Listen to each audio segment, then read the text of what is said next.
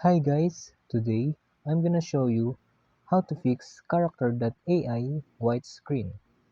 So first, let's open our app, and then for example,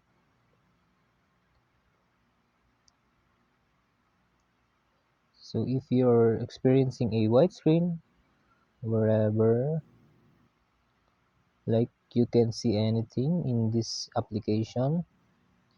So mainly the main reason is there's a technical issue in the application.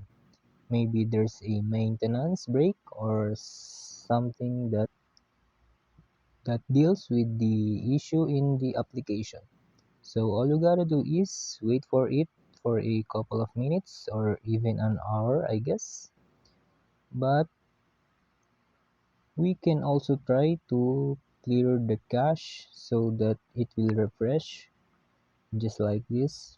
Go to app info and then go to storage and cache and then clear cache. Also, we should also click this force stop. So yeah, click that, and then after doing all that method,